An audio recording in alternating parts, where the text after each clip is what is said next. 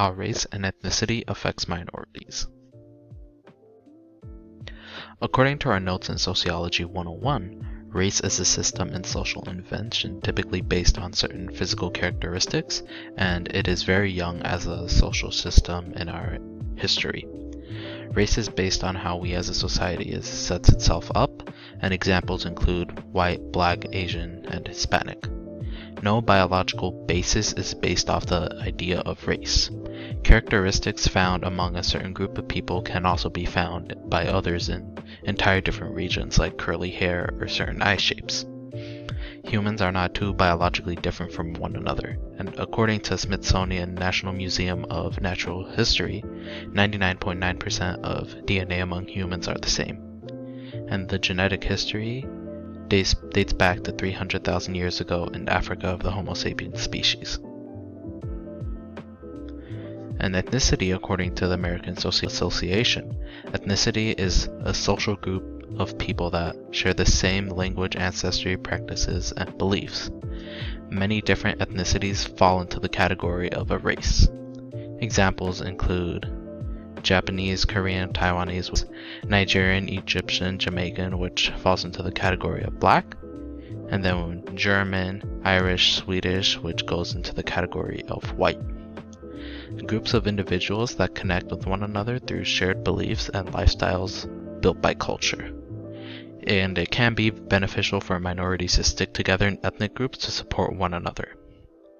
Individuals are seen based on factors more than differences of shape, skin color, hair type, or eye type.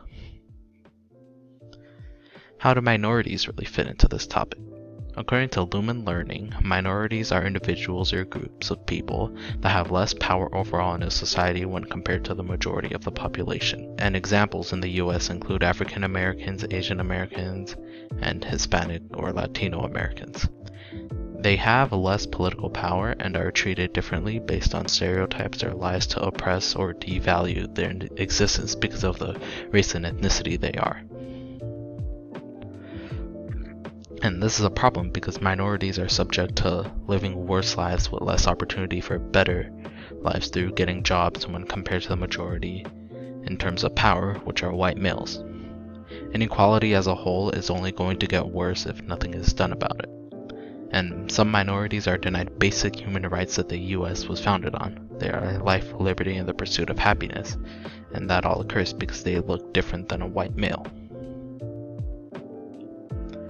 This problem continues to exist because society as a whole is based around the idea of race and that certain individuals will be more successful in life than others based off their parents' wealth or power. And the wealth gap continues to get bigger, where the individuals who are poor get poorer and those who are rich tend to get richer. And according to the article by American Progress, the median income in 2016 for the average African American family was $17,600, and the average income for a Hispanic family was $20,700. And then the average white family, however, had an average income of $171,000. And the effects of racism towards minorities still exist in this world where equality on the surface seems to exist, but in reality there's still much more work to be done.